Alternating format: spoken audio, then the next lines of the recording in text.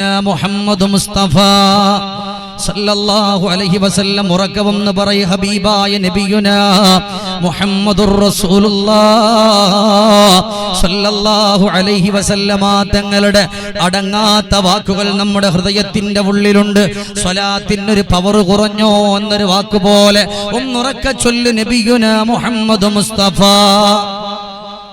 അറുളുസമാ വാഴ്ത്തുന്ന സകല ജമാൽ തോക്കുന്ന അരശനിലും കാണുന്ന പ്രഭയൊളിനൂറ് എൻ്റെ കൽബകമിൽ വാഴുന്ന മുത്ത് റസൂല.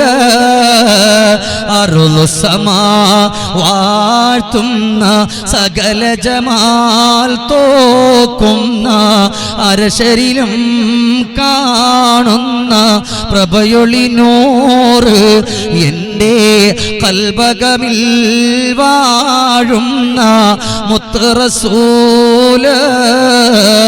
ബദറൊളി പോൽ പൂമുത്ത് ബഹറലയാം സീനത്ത് മഹിത നബി ചാരത്തൊന്നണയുവതെന്ന നിത്യസ്വലാത്തിൽ ഞാൻ ആനന്ദം നുകരണതെന്ന അല്ലാഹുവിന്റെ ഹബീബ് ലോകത്തിന്റെ മുത്ത് നബിയുനാ മുഹമ്മദുർ റസൂലുള്ളാഹ് സല്ലല്ലാഹു അലൈഹി വസല്ലമ തങ്ങളുടെ മുമ്പിൽ പ്രിയപ്പെട്ട സ്വഹാബാ കിറാം റളിയല്ലാഹു അൻഹു കടന്നിരിക്കുകയാണ്. ആയിരിക്കുന്ന സ്വഹാബത്തിനോട് റസൂലുള്ളാഹ് ചോദിക്കുകയാ, സ്വഹാബാ, അല്ലാഹുവിന്റെ റഹ്മത്തിന്റെ മാലാകമാര് ദുനിയാവിന്റെ പുറത്തുനിന്ന് വിട പറയുന്ന സമയത്ത് നിന്റെ മയ്യത്തിന്റെ ചാര വരണോ, നിന്നെ കുളിപ്പിക്കുന്നിടത്ത് വരണോ, നിന്നെ കൊണ്ടുവന്നിട്ട് പള്ളിപ്പറമ്പിന്റെ അകത്തട്ടിൽ വെക്കുന്ന ഒരു സമയത്ത് വരണോ, എല്ലാവരും പിരിഞ്ഞു പോകുമ്പോഴും 6 അടി മണ്ണാകുന്ന കബറിന്റെ പുറത്ത് മാലാകമാര് സന്തോഷത്തിന്റെ വർത്തമാനം പറയാൻ വരണോ? ഇന്നലെ പറഞ്ഞതിന്റെ ബാക്കിയാണ് ഞാൻ പറഞ്ഞുകൊണ്ടുവരുന്നത്. എത്ര വർണ്ണിച്ചാലും എത്ര പറഞ്ഞാലും തീരൂല ചെറുപ്പക്കാരാ. അതാണ് പ്രിയപ്പെട്ട ഉമ്മയും ബാപ്പയും എന്ന് പറയുന്നത്. അല്ലാഹുവിന്റെ റസൂൽ അവിടുന്ന് സ്വഹാബത്തിന് ദിവസങ്ങളോളം നിലിച്ചില്ലേ. ഇന്ന് കിൽത്താൻ ദ്വീപിന്റെ മണ്ണിൽ കടന്നു വന്നിട്ട് ഒരു ദിവസമോ 2 ദിവസമോ ഷമീർ ധാർമി വന്ന് പറഞ്ഞിട്ട് അവസാനിപ്പിച്ച് പോകുന്നത് പോലെയല്ല റസൂലുള്ളാഹി തങ്ങള് ദിവസങ്ങളോളം സ്വഹാബത്തിനോട് വഅദ് പറഞ്ഞത്. അത് നിസ്കാരമല്ലല്ലോ, അത് നോമ്പല്ലല്ലോ, അത് സ്വതക്കയല്ലല്ലോ, അത് സകാത്തിനെ പറ്റിയല്ലല്ലോ.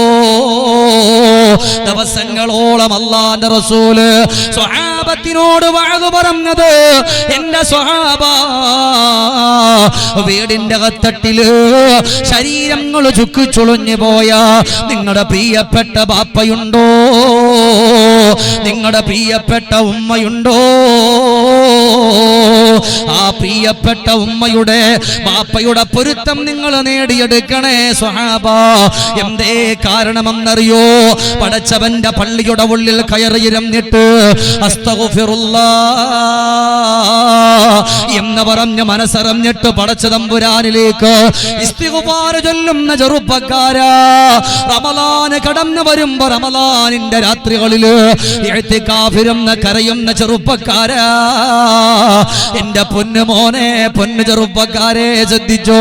ദുനിയാവിന്റെ പുറത്തുകൂടെ കടന്നു പോകുമ്പോ അല്ലാഹുവിന്റെ പള്ളിയുടെ ഉള്ളിലിരുന്ന് എത്ര ഖതമുകൾ ഓതിയാലും, എത്ര യാസീൻ ഓതിയാലും, എത്ര ഇസ്തിഗ്ഫാർ ചൊല്ലിയാലും, എത്ര തൗബ ചെയ്താലും നിന്റെ ഉമ്മയുടെ ബാപ്പയുടെ പൊരുത്തമില്ലെങ്കിൽ അല്ലാഹുവിനത് വേണ്ടല്ലോ ചെറുപ്പക്കാരാ. നിന്റെ മുഖത്തേക്ക് തന്നെ പടച്ച തമ്പുരാന് വലിച്ചെറിയുകയാ, നിന്റെ മുഖത്തേക്ക് തന്നെ പടച്ച തമ്പുരാന് വലിച്ചെറിയുകയാ. അതുകൊണ്ട് ചെറുപ്പമേ, അതാണിനും പെണ്ണിനും സമം തന്നെയാണ് അല്ലാഹുവിന്റെ റസൂല് പറയുന്നത്. ഫീ റിളൽ വാലിദൈൻ സുഖ്തല്ലാഹ് ഫീ സുഖ്തിൽ വാലിദൈൻ. അള്ളാഹുവിന്റെ പൊരുത്തമെന്ന് പറയുന്നത്, അള്ളാന്റെ പൊരുത്തമെന്ന് പറയുന്നത് അത് വീട്ടിന്റെ ഉള്ളിൽ നീ കാണാൻ കൊള്ളില്ല എന്ന് പറയുന്ന, ഇതെന്തു കോലമാണെന്ന് പറഞ്ഞിട്ട് കുറ്റപ്പെടുത്തുന്ന നിന്റെ പ്രിയപ്പെട്ട ഉമ്മയുണ്ടല്ലോ, നിന്റെ ബാപ്പയില്ലേ ചെറുപ്പക്കാരാ, ഉമ്മാക്ക് പിന്നെയും മക്കൾ സ്ഥാനം കൊടുക്കാറുണ്ട്, ഉമ്മയോട് മിണ്ടാറുണ്ട്, ഉമ്മയോട് വർത്തമാനം പറയാറുണ്ട്. എന്നാൽ ഉമ്മയെപ്പോലെ ഒരു പക്ഷേ ബാപ്പയുടെ ഡ്രസ്സിനവിടം വൃത്തിയുണ്ടാകില്ല. എന്തേ കാരണമെന്നറിയോ? ശരീരത്തെ അഴുക്കുണ്ടാകും, ശരീരത്ത് വിയർപ്പുണ്ടാകും, അവരുടെ മുടിയെല്ലാം ഒരു കോലത്തിലാകും. ദുനിയാവിന്റെ പുറത്ത് വീടിന്റെ അകത്തട്ടില് ആരൊക്കെയാണോ കഴിഞ്ഞുകൂടുന്നത്, സ്വന്തം ഭാര്യയുടെ ഭാരം നെഞ്ചിലേറ്റിയ ഒരു ശരീരമാ, സ്വന്തം മക്കളുടെ ഭാരം ചിരിച്ചുകൊണ്ട് നെഞ്ചകത്തേറ്റിയ ഒരു ശരീരമാണ് പ്രിയപ്പെട്ട ഉപ്പ എന്ന് പറയുന്നത്. ഇന്നത്തെ ഓരോ മക്കളും കഴിഞ്ഞുകൂടുന്നത് ആ തണൽ മരത്തിലാണ്. ചെറുപ്പക്കാരാ, ഇന്നല്ലേ കാലിന് ആരോഗ്യം വന്നത്, ഇന്നല്ലേ നല്ലതുപോലെ നിൽക്കാൻ കഴിഞ്ഞത്, ഇന്നല്ലേ ഒറ്റയ്ക്ക് എന്തും ചെയ്യാൻ പറ്റുമെന്ന് മനസ്സുകൊണ്ട് കരുതിയത്.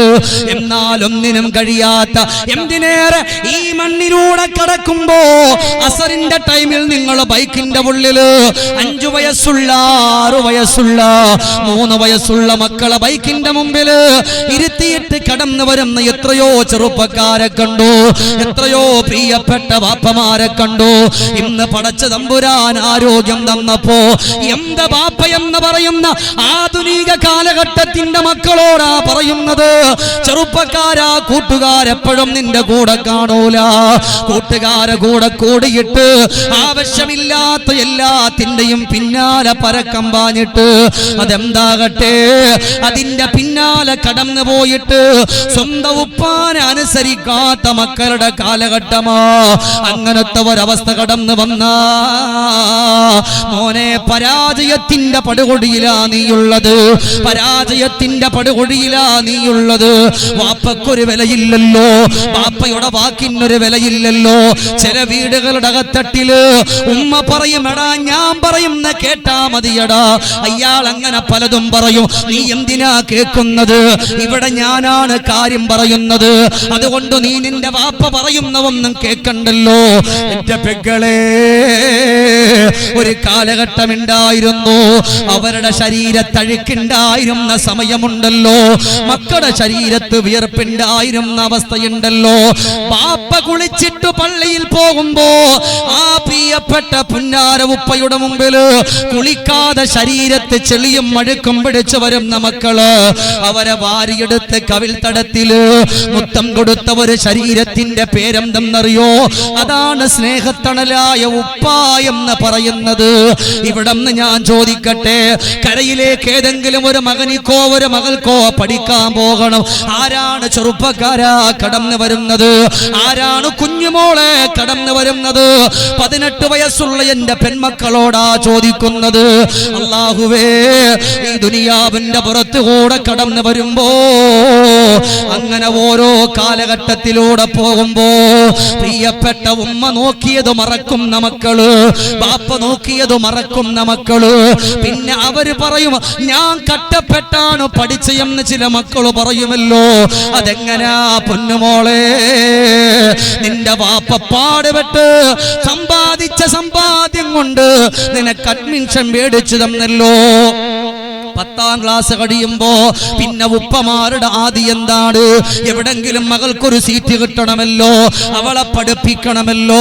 ഇവിടെന്ന് ഞാൻ പറയട്ടെ, കടൽ കടന്ന് കരയിലേക്കൊന്ന് കടന്നു വരുമ്പോ ഒരു ദിവസം മുഴുവനും കടലിലൂടെ ഉള്ള യാത്രയില് എന്തിനാ പാവപ്പെട്ട നിന്റെ ഉപ്പ കടന്നു പോകുന്ന എന്നറിയോ? എന്റെ പൊന്നുമോളെ, നിന്നെ ഒരു എഞ്ചിനീയർ ആക്കാനാണ്, നിന്നെ ഒരു ഡോക്ടർ ആക്കാനാണ്, നിന്നെ നല്ലതുപോലെ ഒരു നിലയിൽ കൊണ്ടെത്തിക്കാനാ. എല്ലാ കഴിയുമ്പോ വീടിന്റെ കത്തട്ടില് ഒരു പക്ഷേ ഉമ്മയും മകളും മക്കളും ചേർന്ന് ഒരു വില കൊടുക്കാത്ത ഒരു ശരീരത്തിന്റെ പേര്, അതാണ് പ്രിയപ്പെട്ട ഉപ്പ എന്ന് പറയുന്നത്. കാശുള്ള സമയത്ത് വേണമായിരുന്നു, സമ്പത്തുള്ള സമയത്ത് ആവശ്യമുണ്ടായിരുന്നു. അവരുടെ കയ്യിൽ സമ്പത്ത് കുറഞ്ഞു വന്നപ്പോ ശരീരം തളരുന്ന കാണുമ്പോ, കാല് തളരുന്ന കാണുമ്പോ, കണ്ണിന് കാഴ്ച കുറയുമ്പോ, പിന്നെ ഒരു വിലയില്ലാതെ ഭർത്താവിനൊരു നാൽക്കാലിയുടെ വില പോലും കൊടുക്കാത്ത കാലഘട്ടമാ. ബാപ്പയുടെ വാക്കിനൊരു നാൽക്കാലിയുടെ വില പോലും കൊടുക്കാത്ത ആൺമക്കളുടെ പെൺമക്കളുടെ കാലഘട്ടമാ. പടച്ചവനെ, ബാപ്പ പറഞ്ഞ കേൾക്കുന്ന ഒരു കാലഘട്ടം കഴിഞ്ഞു പോയി. ഇപ്പൊ ഞാൻ വലിയ ആളല്ലേ, സ്വന്തം കാലിൽ നിൽക്കുന്നവരല്ലേ, എനിക്കൊരു ജോലിയില്ലേ എന്ന് പറഞ്ഞിട്ട് ബാപ്പയെ പുറങ്കാല് കൊണ്ട് ചവിട്ടുന്ന ഏതു മക്കളാണോ, ഉമ്മാനെ പുറങ്കാല് കൊണ്ട് ചവിട്ടുന്ന ഏത് മക്കളാണോ, എന്റെ ചെറുപ്പക്കാരാ, നാളെ ഇതേപോലെ അള്ളാഹു നിന്നെ കൊണ്ട് പെണ്ണ് കെട്ടിക്കും, അള്ളാഹു നിനക്ക് മക്കളെ തരും. ആ പ്രിയപ്പെട്ട കുരുന്ന മക്കള് അവര് വളർന്നു വന്നിട്ട് ഇതേപോലെ നിന്റെ ബാപ്പയോട് നിന്റെ ഉമ്മയോട് എങ്ങനാണോ നീ പ്രവർത്തിച്ചിട്ടുള്ളത്, അതേപോലത്തെ മക്കള് വവഹബത്തുലഹു വലദയ്യഖുഹു. ദുനിയാവിന്റെ പുറത്ത് ഈ ഒരു കാലഘട്ടത്തില് ഇതിപ്പോ ഇവിടത്തെ അവസ്ഥ എന്നല്ല പറയാ, എല്ലാ സ്ഥലത്തെ അവസ്ഥ തന്നെ. വാപ്പാക്ക് വിലയില്ല, ഉമ്മയോട് ഈ കാലഘട്ടത്തിന്റെ മക്കൾ പിന്നെയും സംസാരിക്കും, ഉമ്മയോട് മിണ്ടും, ഉമ്മ എന്ന് പറഞ്ഞിട്ട് ഓടിപ്പോകും. ചിന്തിച്ചു നോക്കില്ലേ, ഇനി എത്ര വലിയ 25ഉം 26ഉം വയസ്സുള്ള ഏത് മക്കളാണെങ്കിലും ഉമ്മാനോട് അല്പസ്നേഹം ഉണ്ടാവും. ഉമ്മ നിങ്ങൾ കഴിച്ചോ, ഉമ്മ നിങ്ങൾ ഭക്ഷണം കഴിച്ചോ, ഉമ്മ നിങ്ങൾ വെള്ളം കുടിച്ചോ, ഉമ്മക്ക് സുഖമില്ലേ, ഞാൻ വരാം. ഈ സാധുവായ വാപ്പ വീടിന്റെ അകത്തട്ടിൽ പനിച്ച് കിടക്കാൻ എത്ര ആൺമക്കൾ പറയും, ബാപ്പ നിങ്ങൾ വരി, ഞാൻ കൊണ്ടുപോകാം. ഇവിടുത്തെ മക്കൾ പറയില്ലേ കൊണ്ടുപോകാൻ? എന്താ ഉണ്ടാത്ത പറയില്ലേ? പറയില്ല. ആ പറയൂന്ന് പറഞ്ഞോളി, അതാണ് നിങ്ങൾക്കല്ലേ. പറയൂന്ന് പറഞ്ഞോളി, ഇല്ലെങ്കിൽ ഇന്ന് വീട്ടിൽ പോകുമ്പോഴത്തേന് മക്കൾ ഇങ്ങനെ നോട്ടുണ്ട്. അവിടെ ചോദിച്ചപ്പോൾ പറയാൻ വയ്യായിരുന്നല്ലേ, ഭയങ്കര കയറിയെന്ന. നമ്മുടെ ബാപ്പ എന്ന് പറഞ്ഞാൽ അതേപോലെ പാവമുള്ള മനുഷ്യരില്ല എൻ്റെ ചെറുപ്പക്കാരൻ. ആൺമക്കൾ പറയും ഇതെന്ത് മൊരയുടെ സ്വഭാവം എന്നാണ്. ഒരു സ്നേഹമില്ലാത്തൊരു സാധനം. ചെറുപ്പക്കാരാ, നിന്റെ വാപ്പക്ക് നിന്നോട് സ്നേഹമില്ലെങ്കിൽ എന്നെ നിന്റെ അടുത്ത് കടലിട്ടേനെ. അമ്മാരി സ്വഭാവമാണ് നമ്മൾ കാണിക്കുന്നത്. ആ സ്നേഹം ഉള്ളത് കൊണ്ടാണ് ഇന്നും നീ ഇതുപോലെ നടക്കുന്നത്. നിന്നോടൊന്നും പറയുന്നില്ല അല്ലേ? അതാണ് വാപ്പ എന്ന് പറയുന്നത്. പാവമാണ്. എന്ത് പാവമാണെൻ്റെയുപ്പ, എൻ്റെ ജീവനാണെൻ്റെയുപ്പ, എത്ര ത്യാഗം സഹിച്ചുപ്പ, എത്രത്തോളം വളർത്തിയുപ്പ, എന്തു പാവമാണെൻ്റെയുപ്പ, എൻ്റെ ജീവനാണെൻ്റെയുപ്പ, എത്ര ത്യാഗം സഹിച്ചുപ്പ, എത്രത്തോളം വളർത്തിയുപ്പ, തിന്മകൾ കണ്ടാൽ അരുതേ പറയും, നന്മതൻ വഴിയാൽ തലോടിയുറക്കും, തിന്മകൾ കണ്ടാൽ അരുതേ പറയും, നന്മതൻ വഴിയാൽ തലോടിയുറക്കും, എന്തു പാവമാണെൻ്റെയുപ്പ, എൻ്റെ ജീവനാണെൻ്റെയുപ്പ, എത്ര ത്യാഗം സഹിച്ചുപ്പ, എത്രത്തോളം വളർത്തിയുപ്പ. ചെറുപ്പക്കാരാ, അവരെത്ര ത്യാഗമാണ് സഹിച്ചെന്നറിയോ?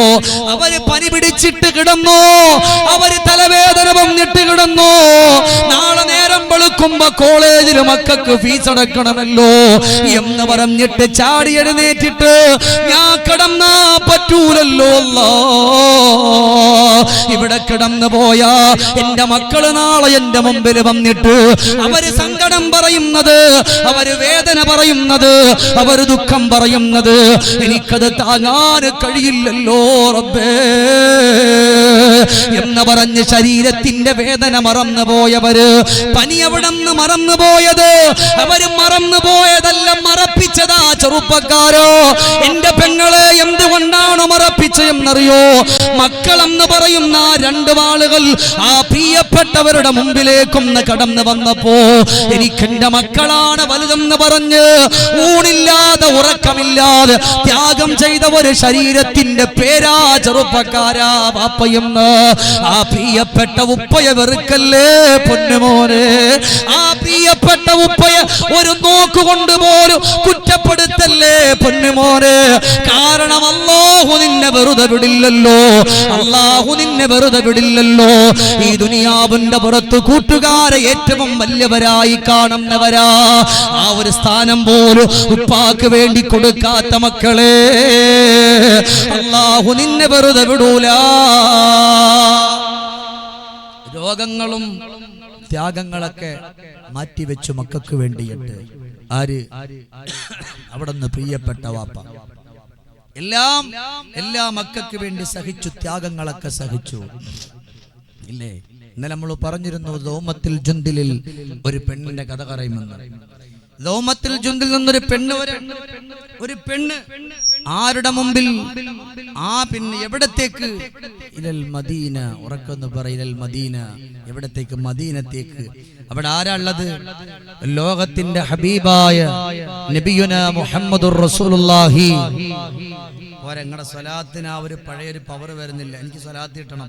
നബിയുനാ മുഹമ്മദുർ റസൂലുള്ളാഹി സ്വല്ലല്ലാഹു അലൈഹി വസല്ലമ തങ്ങൾ, ആ ഹബീബായ നബി സ്വല്ലല്ലാഹു അലൈഹി വസല്ലമ തങ്ങളെ ഒന്ന് കാണണമെന്നുള്ള ആ ഒരു സന്തോഷത്താൽ വളരെ ആവേശത്തോടുകൂടി ദൗമത്തിൽ ജുന്ദിലിൽ നിന്ന് ആ പെണ്ണിങ്ങനെ കടന്നു വരികയാണ്. വന്നിട്ട് ചോദിച്ചു, റസൂലുള്ള എവിടെയാണ്? റസൂലുള്ളാഹി തങ്ങൾ എവിടെയാണ്? ഈ പെണ്ണിന്റെ സ്വഭാവം എന്തെന്നറിയോ? എല്ലാവർക്കും സിഹ്റ് ചെയ്യും, എല്ലാവർക്കും സിഹ്റ് ചെയ്യും. ഇവിടെ സിഹ്റുണ്ടാ? ദ്വീപിൽ ചെയ്യോ? ഇല്ലല്ലോ. നീറ്റല്ലേ? നീറ്റുമല്ല, ചെയ്യത്തുമില്ലേ? ആളുകൾ ഇങ്ങനെ പറഞ്ഞു കേൾക്കുന്നുണ്ട്, കേട്ടറിവ്. പക്ഷെ വേറൊരു വിഷയമുണ്ട്. ഒരു മനുഷ്യനെ പറ്റിയിട്ട് കുറ്റം പറയുന്നതല്ല ഏറ്റവും വലിയ തെറ്റ്. ഇന്ന ബഅദല്ലന്നീസും, ഊഹിച്ചു പറയലാണ് ഏറ്റവും വലിയ തെറ്റെന്ന് അഷ്റഫുൽ ഖൽഖ് മുഹമ്മദുർ റസൂലുള്ളാഹി സ്വല്ലല്ലാഹു അലൈഹി വസല്ലമ തങ്ങൾ ഖുർആൻ ഓതിയിട്ട് പറയും, ഭർത്താവ് മരണപ്പെട്ട ഒരു പെണ്ണ് റോഡിലൂടെ പോയാൽ ചിലർ പറയും, അവള് ഭർത്താവ് മരിച്ചില്ല, അവൾ അങ്ങനെ തന്നെ നടക്കുള്ളൂ. ഊഹിച്ചങ്ങോട്ട് പറയാ. ഭർത്താവ് മരണപ്പെട്ട ഒരു പെണ്ണ് വെളിയിലൂടെ പോയാൽ പറഞ്ഞൊരു വാക്കുണ്ട്, അവൾ അങ്ങനെ തന്നെ പോകും. ഇൻഷാ അല്ലാഹ് നാളെ ഭർത്താവിന്റെ മയ്യത്ത് കൊണ്ടുപോകുമ്പോ ഭർത്താവിന്റെ ആത്മാവ് എന്താണ് വിളിച്ചു പറയണം നാളെ നമ്മൾ പറയും. അള്ളാഹു കേട്ട് കരയാളെ തൗഫീഖ് നമുക്ക് തരട്ടെ. അതിനുള്ള സൗഭാഗ്യം അള്ളാഹു നമുക്ക് നൽകി അനുഗ്രഹിക്കട്ടെ. അപ്പൊ എന്റെ പ്രിയപ്പെട്ട മുഅ്മിനീങ്ങളെ, ഈ ദൗമത്തിൽ ജുന്ദിലിൽ നിന്ന് വളരെ സന്തോഷകരമായിട്ട് ഇവിടെ ഓടി വരികയാണ്. എന്തിന്? അല്ലാഹുവിന്റെ ഹബീബിനെ കാണാൻ. ഉറക്കെ പറയും, മുഹമ്മദ് മുസ്തഫ. മുത്തിലും മുത്തായ നബിയെ കാണണം ഈ കണ്ണിൽ, മുത്തണം തിരു മുസ്തഫ നബി കരമിലേ നേരിൽ. മുബ്ബത്തുൽ ഖൽറാഇൻ ചാരേ വന്നിടുന്നൊരു നാളിൽ, ഹുബ്ബിനാൽ തിരുമദ്ഹു പാടി ലയിക്കണം ആ മണ്ണിൽ. അല്ലാഹുവിന്റെ ഹബീബായ ലോകത്തിന്റെ മുത്ത് മുഹമ്മദ് മുസ്തഫ സല്ലല്ലാഹു അലൈഹി വസല്ലമ തങ്ങള്, അല്ലാഹുവിന്റെ ഹബീബായ നബി സല്ലല്ലാഹു അലൈഹി വസല്ലമ തങ്ങളെ കാണാൻ വരുമ്പോ ആ പെണ്ണിന്റെ കരച്ചിൽ കണ്ടിട്ട് ആയിഷ ബീവി റളിയല്ലാഹു അൻഹ ചോദിക്കുകയാണ്, എന്ത് പറ്റി മോളെ നിനക്കെന്ന് പറ, എന്തേ നിനക്ക് പറ്റിപ്പോയത്? ആ സമയത്ത് അവിടുന്ന് ചോദിക്കുന്നു, എവിടെയാ എന്റെ റസൂലുള്ള എവിടെയാണെന്നൊന്ന് പറയുമോ? ഈ പെണ്ണിന്റെ കരച്ചിൽ കേട്ടുകൊണ്ട് സ്വഹാബത്ത് ചോദിക്കുകയാണ്, എന്ത് പറ്റി മോളെ? ഈ പെണ്ണ് പറഞ്ഞു, അല്ലയോ പ്രിയപ്പെട്ടവരെ, ഞാൻ സിഹ്റ് ചെയ്ത ഒരു പെണ്ണാട്, ഞാൻ സിഹ്റ് ചെയ്ത ഒരു പെണ്ണാ, സിഹ്റ് ചെയ്ത ഒരു പെണ്ണാ. എനിക്ക് തൗബയുണ്ടോ? എന്റെ പാപങ്ങൾ അല്ലാഹു പൊറുക്കുമോ?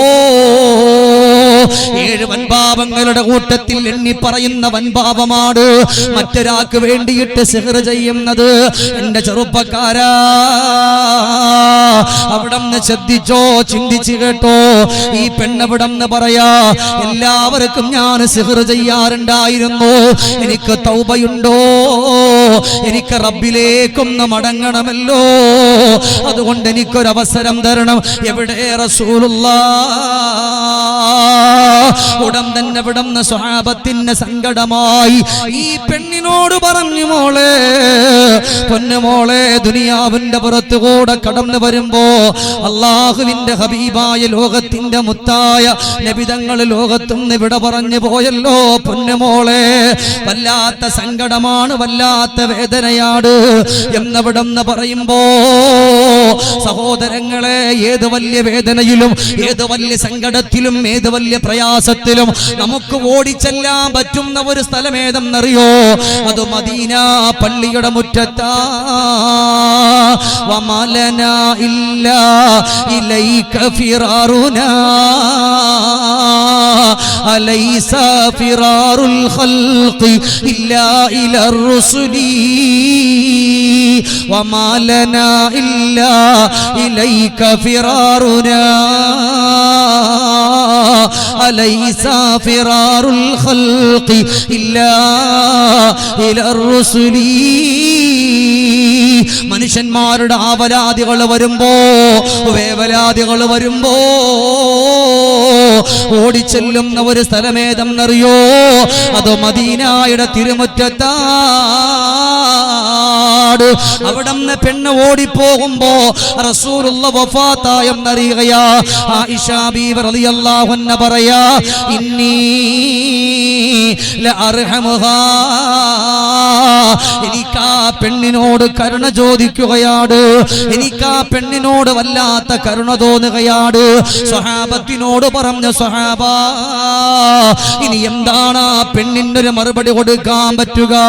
ആ സമയത്ത് സ്വഹാബത്ത് ചോദിക്കുന്ന, മോളെ, ലൗകാന അബവാകി ഹയ്യൈ,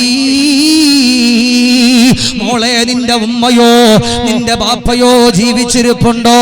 ഔ അഹദഹുമാ, അല്ലെങ്കിൽ ഉമ്മ, അല്ലെങ്കിൽ നിന്റെ ബാപ്പ, ഈ 2 പേരിൽ ആരെങ്കിലും ജീവിച്ചിരിപ്പുണ്ടെങ്കിൽ ലകാന യക്ഫാ, അല്ലാഹ് ലകാന യക്ഫിയാനി, നിനക്കത് തന്നെ മതിയല്ലോ. നിന്റെ ഉമ്മയോ നിന്റെ ബാപ്പയോ ജീവിച്ചിരിപ്പുണ്ടെങ്കിൽ അവർക്ക് വേണ്ടിയിട്ട് നീ ഇസ്തിഗ്ഫാർ ചെയ്താ, അവർക്ക് വേണ്ടിയിട്ട് പൊറുക്കലിനെ ചോദിച്ചാ, അവർക്ക് വേണ്ടിയിട്ട് ഖിദ്മത്ത് ചെയ്താൽ, അവരുടെ കാലം ഞെക്കിക്കൊടുത്താ, അതാണ് നിനക്ക് ഏറ്റവും നല്ലത്. നിന്റെ പാപം പൊറുക്കാതെ കാരണമാണെന്ന് ബഹുമാനപ്പെട്ട സ്വഹാബ കിറാം റളിയല്ലാഹു അൻഹു പറയുമ്പോ, എന്റെ ശബ്ദം ശ്രവിക്കുന്നവരെ, ദുനിയാവിന്റെ പുറത്ത് അവിടെ നീട്ടുമൂടാൻ പറ്റുന്നത്രത്തോളം പാപങ്ങൾ ചെയ്തുകൊണ്ട് ദുനിയാവിന്റെ പുറത്തുകൂടെ കടന്നു വന്നവരാ. അല്ലാഹു നമ്മുടെ പാപങ്ങൾ പൊറുക്കണോ, അല്ലാഹു നമ്മുടെ വേദനകൾ മാറ്റണോ, അല്ലാഹു നമ്മുടെ സങ്കടങ്ങൾ പൊറുക്കപ്പെടണോ? അതിനെന്ത് വേണമെന്നറിയോ? ഒരേ ഒരു വഴിയേ ഉള്ളൂ. ഈ കിൽത്താൻ ദ്വീപിൽ ഷമീർ ദാരിമയുടെ പ്രഭാഷണത്തിന് വേണ്ടിയിട്ട് 4 ഭാഗത്തും ഒരുമിച്ച് കൂടിയ എന്റെ പ്രിയമുള്ളവരെ, ഇന്നത്തെ രാത്രിയിൽ നിനക്ക് പറ്റുമോടാ ചെറുപ്പക്കാരോ? നിന്റെ ഉമ്മാന്റെ മുമ്പിലൊന്ന് കടന്നു പോയിട്ട് ഇന്നലെ വരെ നീ മൈൻഡ് ചെയ്യാതെ വഴിയോരത്തുകൂടെ ബാപ്പ കടന്നു പോകുമ്പോഴും കാല് മുകളിൽ വെച്ച് ചാരിയിരുന്ന എന്റെ ചെറുപ്പക്കാരാ, ഇന്നത്തെ രാത്രി നിനക്ക് പറ്റുമോ? അവരുടെ അടുക്കൽ ഒന്ന് കടന്നു പോകാ, അവരുടെ കൈയൊന്ന് ഞെക്കിക്കൊടുക്ക, അവരുടെ കാര്യങ്ങൾ ചോദിച്ചറിയാ. അങ്ങനെ ഇവിടെ ഇരിക്കുന്ന ആണത്തമുള്ള ഏത് ചെറുപ്പക്കാര് കടന്നു വരുന്നോ, മോനെ, നിന്നെ പോലെ ഭാഗ്യമുള്ളവരില്ല ചെറുപ്പക്കാരാ. അല്ലാഹു നീ ചെയ്തു പോയ സകലമാന പാപങ്ങളും അല്ലാഹു പൊരുത്തപ്പെട്ടു തരുമെന്ന് പറയുമ്പോ ഇതിനേക്കാൾ സന്തോഷം ഇനി എന്താ വേണ്ടത്? ഉമ്മാക്കും പെണ്ണിനോട് ചോദിച്ച ചോദ്യം, പെണ്ണ് പറഞ്ഞെന്താ? ഞാൻ ഒരുപാട് ആളുകൾക്ക് സിഹർ ചെയ്തിട്ടുണ്ട്, ഒരുപാട് ആളുകൾക്ക് ഞാൻ സിഹർ ചെയ്തു, ഞാൻ എന്ത് ചെയ്യും? ഞാൻ എങ്ങനെ എന്റെ പാവങ്ങൾ പൊറുക്കപ്പെടും? ആ ചോദ്യത്തിന് മറുപടി പറഞ്ഞത്, മോളെ, എന്റെ ഉമ്മായോ ബാപ്പായോ ഉണ്ടോ എന്നാണ്. ചിന്തിക്കണം. മോളെ, നിന്റെ ഉമ്മായോ നിന്റെ ബാപ്പയോ ഉണ്ടോ? ഉണ്ടെങ്കിൽ അവർക്ക് നീ ഖിദ്മത്ത് ചെയ്യ്. അല്ലാഹ് നിന്റെ പാവങ്ങൾ പൊരുത്തപ്പെട്ട് തന്നേക്കാം. തരും എന്നല്ല, തന്നേക്കാം. എന്തുകൊണ്ട്? മാതാവിനും പിതാവിനും ഖിദ്മത്ത് ചെയ്താൽ. എന്തിന് രാത്രി ഉമ്മ ചുമക്കുമ്പോ ഉമ്മ എന്താ ഉമ്മ ചുമച്ചത്? ആ ചോദ്യത്തിന് കൂലിയാണ്. ആ ചോദ്യത്തിന് തന്നെ വല്ലാത്തൊരു കൂലി തന്നെയാണ്. പാതിരാത്രിയിൽ ഉറക്കമുഴഞ്ഞിട്ട് നിനക്ക് വേണ്ടിയിരുന്ന ആ ശരീരത്തിനോട് ഒരു ചോദ്യം, ഉമ്മ എന്റെ ഉമ്മാക്ക് എന്തേ പറ്റിയത്? എന്തെങ്കിലും ഉണ്ടെങ്കിൽ എന്നോട് പറമ്മ, ഞാൻ കൊണ്ട് ഹോസ്പിറ്റലിൽ ഇപ്പൊ മരുന്ന് വേണോ, ഗുളിക വേണോ, ഞാൻ എടുത്തു തരാം. ഉമ്മ അപ്പുറത്തെ റൂമിൽ കിടന്ന് ചുമക്കാൻ. അപ്പൊ മൊബൈൽ ഇങ്ങനെ എടുത്ത് വെച്ചിട്ട്, ഈ കിളവി കുറക്കല്ല പടച്ചോനെ, നല്ല പടച്ചോനെ എന്റെ പാവപ്പെട്ട ഉമ്മ അവര് ചുമക്കുന്നുണ്ടല്ലോ, പാവപ്പെട്ട ഉമ്മ ചുമക്കുന്നുണ്ടല്ലോ.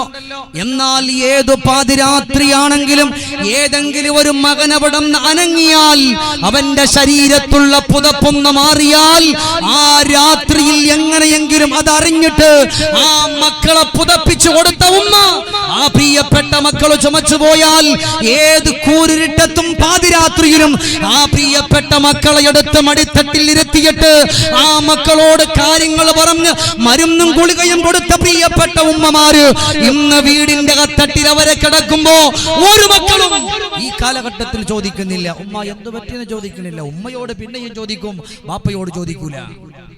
ബാപ്പാനോട് ചോദിക്കാൻ തന്നെ മടിയാണ്, ഇല്ലേ? കിളവ അവിടെ ഏതെങ്കിലും മൂലയിൽ കിടന്ന് ചുമച്ചോളും എന്നല്ലേ ചില മക്കളുടെ ചിന്ത. പൊന്നാര ചെറുപ്പക്കാര, രോഗങ്ങൾ മാറ്റിവെച്ച് മക്കൾക്കായി ഓടിയുപ്പ, പട്ടിണി മാറ്റാൻ വേണ്ടി ഏറെ സഹിച്ചുപ്പ, സ്നേഹ അഴകിൻ്റെ അഴകാണുപ്പാ, അലിവുള്ള മനമാണുപ്പാ, ജീവന്റെ ജീവനുപ്പാ. അതാണ് വാപ്പമാര്. ഞാൻ എത്ര കൊല്ലം വാളു പറഞ്ഞാലും ഈ പാട്ട് ഞാൻ പാടും. കാരണം ഉപ്പമാനെ പറ്റി ഞാൻ തന്നെ എഴുതിയതായതുകൊണ്ടും ഞാൻ തന്നെ ആദ്യം പാടിയതായതുകൊണ്ടും എനിക്ക് നല്ല വിശ്വാസമുണ്ട് അതിലൊരു ആമീൻ കിട്ടുമെന്ന്. അള്ളാഹു നമ്മുടെ മാതാപിതാക്കൾക്ക് അള്ളാഹു ആഫിയത്തുള്ള ദീർഘായുസ് കൊടുക്കട്ടെ, അള്ളാഹു തആല സന്തോഷം കൊടുക്കട്ടെ. അപ്പം എൻ്റെ പ്രിയപ്പെട്ടവരെ, ഒരിക്കലും അവരെ മറക്കരുത്, ഒരിക്കലും അവരെ മറക്കരുത്. ബാപ്പക്കും ഉമ്മക്ക് സേവനം ചെയ്താൽ അള്ളാഹു നമ്മുടെ പാപങ്ങൾ പൊരുത്തപ്പെട്ടു തരും, ഉറപ്പാണ്. വാപ്പാക്കും ഉമ്മാക്കും മക്കള് സേവനം ചെയ്ത് കഴിഞ്ഞാൽ ഉറപ്പാണ് എല്ലാം നമുക്ക് വേണ്ടിയിട്ട് അവർ മാറ്റിവെക്കും. പക്ഷേ അള്ളാഹു നമുക്ക് വേണ്ടി മാറ്റി സ്വർഗം തരും, തിന്മകൾ മായ്ക്കും.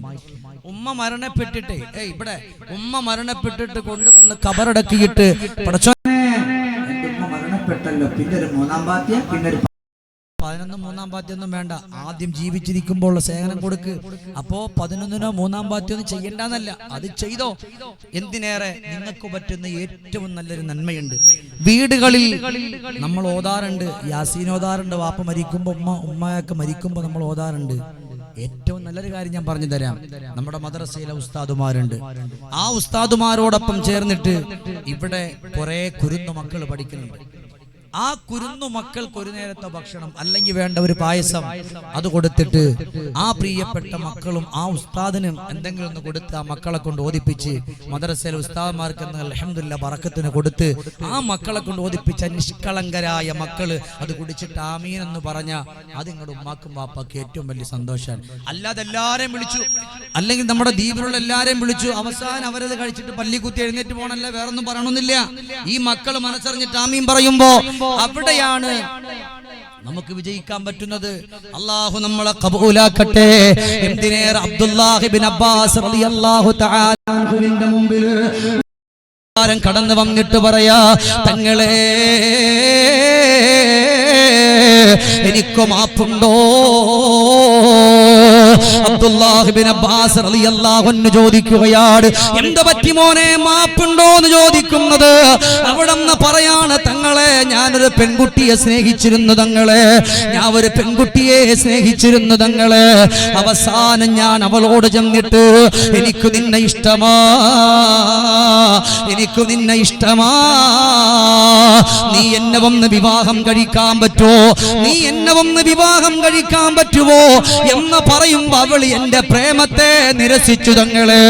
എനിക്കത് സഹിച്ചിട്ടില്ല. വഴിയോരത്തവള് കടന്നു വരുന്ന വഴിയോരത്ത് ഞാൻ കാത്തിരുന്ന തങ്ങളെ. എന്റെ കയ്യിലുണ്ടായിരുന്ന മൂർച്ചയുള്ള കടാര കൊണ്ട് ഞാൻ സ്നേഹിച്ചിട്ട് എന്റെ സ്നേഹത്തെ നിരസിച്ചു പോയ ആ പെണ്ണിന്റെ വയറ്റത്തങ്ങ് കുത്തിയല്ലോ തങ്ങളെ. ആ പെണ്ണ് ചത്തുപോയല്ലോ, ആ പെണ്ണവിടന്ന് പിടഞ്ഞു വീണല്ലോ. എനിക്ക് മാപ്പുണ്ടോ? അബ്ദുല്ലാഹ് ഇബ്നു അബ്ബാസ് റളിയല്ലാഹു തആല അൻഹു അവിടന്ന് പറഞ്ഞില്ല തൗബയില്ലെന്നല്ല, അവിടന്ന് നിസ്കരിച്ചോ എന്നല്ല, നോമ്പ് നോറ്റോ എന്നല്ല. അബ്ദുല്ലാഹ് ഇബ്നു അബ്ബാസ് റളിയല്ലാഹു തആല അൻഹുമാ ഇന്നും തായിഫിന്റെ മണ്ണിൽ പോകുമ്പോ ഉംറയ്ക്ക് വേണ്ടി വരുന്നവര്, ഇവിടെ ഇരിക്കുന്ന പലരും ഉംറയ്ക്ക് പോയവരുണ്ടല്ലോ, ഇന്നും ഞങ്ങളോടൊപ്പം ഉംറയ്ക്ക് വരുന്നവരെ